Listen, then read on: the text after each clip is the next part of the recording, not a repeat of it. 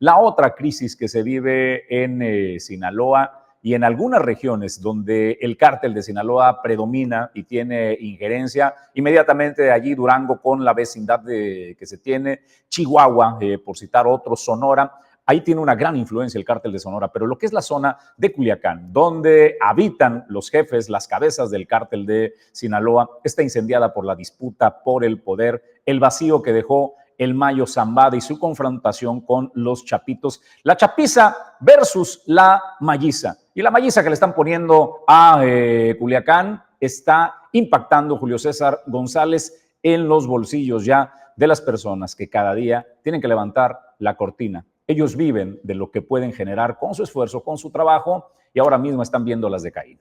Es que es la presidenta de la Cámara Nacional de Canaco, de los comercios en la zona norte de Culiacán, Laura Guzmán, quien en entrevista con Aristegui Noticias informó ahí la situación tan crítica que están padeciendo. Van 5 semanas, más de un mes, que están bajo el asedio de la disputa de los territorios de estos grupos criminales en Sinaloa, y ello ha obligado a los comerciantes a literalmente bajar sus cortinas, y esto les está generando un impacto económico importante. Algunos de esos comercios ya no están en condiciones de aperturar sus negocios porque ya no tienen los recursos para seguir manteniendo la renta, el pago de los servicios públicos, agua, luz, recolección de basura, tampoco para poder pagar a los empleados. ¿Y sabe cuál es la crisis que se viene? Además de la quiebra de estos negocios, también viene el desempleo, lo que podría enfrentar la segunda crisis, además de la de inseguridad, la crisis económica, la crisis de la quiebra de los negocios y la crisis también del desempleo en Culiacán.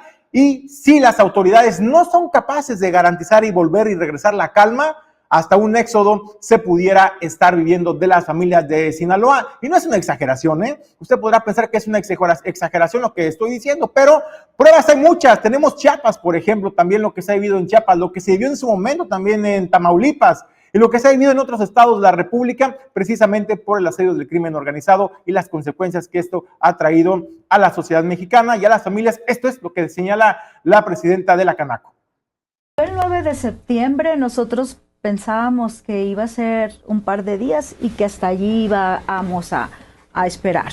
Y comenzamos a practicar las estrategias que ya teníamos definidas como en pandemia, porque ya sabíamos de alguna forma que la sociedad se iba a resguardar.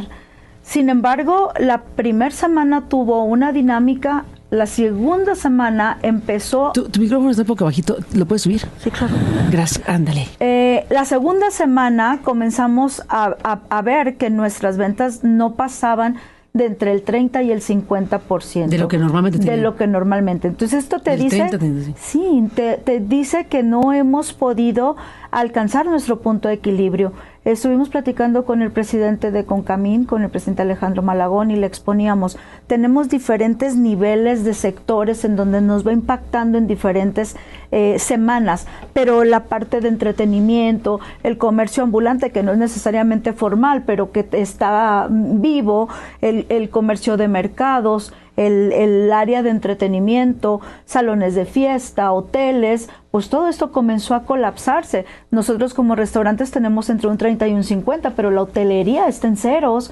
Los salones de eventos con toda la vida social que nos caracteriza tanto en Culiacán, pues se fue. Salones de belleza no te quiero contar.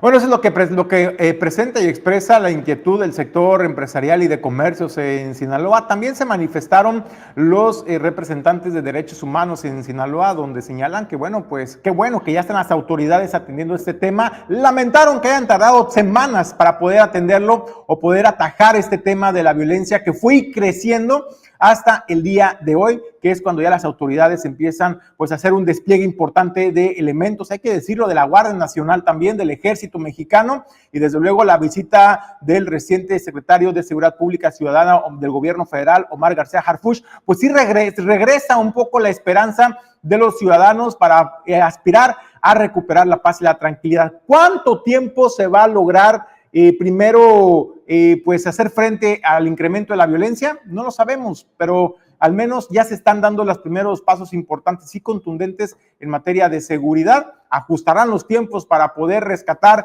las industrias, los comercios, la economía, y que no se sigan viendo afectadas miles de familias con el desempleo, con la necesidad de llevar alimentos a su mesa.